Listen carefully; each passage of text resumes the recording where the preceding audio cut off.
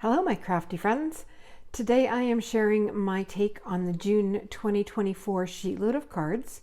The Sheetload of Cards is a sketch and cutting guide from Call Me Crafty Al, and she provides it free to subscribers of her YouTube channel. I will put a link in the description box below.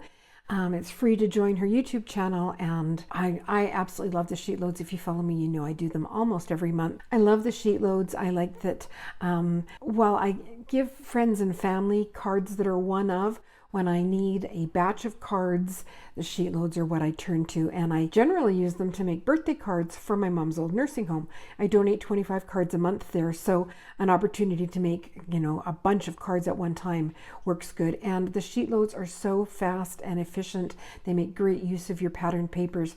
This one is another really good one. I like it. It is 6x6 pattern papers. The yield is 8 cards. So it requires 4 6x6 papers, but it's actually, you get 4 cards from 2 sheets. So once I realized that, I didn't end up pulling just 4. I went through some older pattern paper, and I'll show you my cards in a minute. One more thing about the sheet load is on the first of each month, Alicia debuts the sheet load and shows her finished cards. On the second of each month, Alicia has her tutorial on doing them, her process video, shares tips and tricks, and her collaboration team shares all of their videos. It's always fun to check their YouTube videos and see how everyone interpreted the same sketch with the papers that they used. So I will show you my cards, and then I'll show you some of the things that I used. I think I've got 16 cards here. As I said, once I figured out that 2 sheets of the pattern paper could be cut to make 4 cards, I have this it was a huge stack. It was a very generous gift from a Stampin' Up! Demonstrator years ago. And I've been kind of whittling away. She must have cut the 12x12 sheets into 6x6 papers, because I don't think back then Stampin' Up! Had 6x6 papers. But she had cut each of the 12x12 sheets into 6-inch pieces and then sent them out as customer appreciation. You could buy into a paper share, and I was one of the recipients of one of those paper shares. So I've used all the ones I really liked, and then the other ones I just have been sitting there. Like this one. Sometimes, and I know it's all personal preference, but sometimes the Stampin' Up! Color combinations just make me kind of question how I would ever use that. Let's put it that way. And so that's why this one just kind of sat. And the papers are also double-sided. So sometimes, if I didn't like the front print, I could make use out of the back print. But I ended up using the front print on a lot of them. I used up a whack load of that paper. I'm happy with the cards. For some reason, taking that 6x6 and putting it into this smaller block and then dividing it makes the colors just a little less jarring, and in fact I quite liked the cards. Here's this one. I have bee stickers on some of them, and I've shown them before.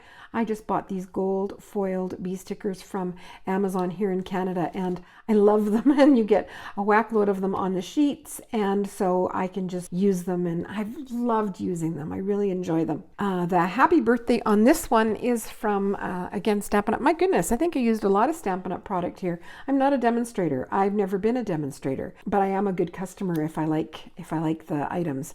So this Happy Thoughts stamp set is one that I have no idea if it's still available, but I sure get a lot of use out of it. And there's the happy birthday there. I stamped it on white cardstock and then used an older Stampin' Up! Punch to punch it out. And then inside this one says, "Here come oh so many birthday wishes." Of course, I used Catherine Pooler colored inks, and here's the stamp here. And I've shown this before. It's from Picket Fence Studios, and this was the stamp, and it came as a single piece, and I cut it. So you can still put the two together if you choose, but I get a lot more use out of just having this sentiment without the hugs and kisses. So that is the sentiment inside. So here is this card, and of course there are 2. This Hip Hip Hooray, it's in 2 pieces. There's the Hip Hip and there's the Hooray, and it's Stampin' Up! Good Feelings. And it was a different label punch that I used for that. And on these ones I used the White Blizzard glitter drops. So that's from Nuvo. And I set those aside to dry overnight. And inside this one was wishing you a happy birthday. And that is one of my darkroom door stamps. I just love this one. Their stamps just stamp like butter. They're beautiful quality. So 2 hip hip hoorays there. And now I think I'll just do a quick flip through of the cards because they're all now fairly similar. It's just the pattern papers.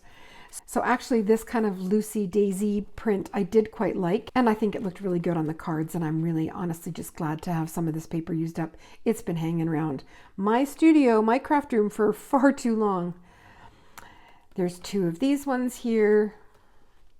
And then out of the peaches, then there was some roses. So this was all kind of in the same paper pack, but the green still went with it. The colors on this, I think this might have been the reverse side of one of the prints, and I liked the happy birthday there. So I just kind of played with where I put the sentiment. So on the sketch, you can see that it's in a sentiment strip, and she shows you how to cut those here on the cutting guide. But I just kind of used my punches and then placed them where I thought they looked good on each particular card. So 2 of those, and then here is the rest of that kind of rosebud paper. And then this daisy one, I actually really did like this daisy print and had been kind of saving it, but I think it worked out good to have them for the birthday cards, and they're done the same as well. And then I used the daisy punch, Stampin' Up! Daisy punch. I have the small, or I guess it's the large and the medium, or the small. I don't know how they worked, but there were 2 different sizes of daisy punches, and over the years I ended up with both of them. So there's those cards. So 16 cards. And I have to tell you, it worked out so quickly because these are fairly feminine with all the flowers on them. I think I'd like to do it again with like some stripes and some dots or something, just really cheerful birthday that could be generic or be used for the men. Or I could pull out some plaids and maybe see about plaids and wood green. I don't know. I'm going to play with it again. It worked up very quickly, and it's another one of those sheet loads that I will be using again and again. I just really enjoyed doing it. If you enjoyed my video today, hit that like button, subscribe to see more, and that's it for me today.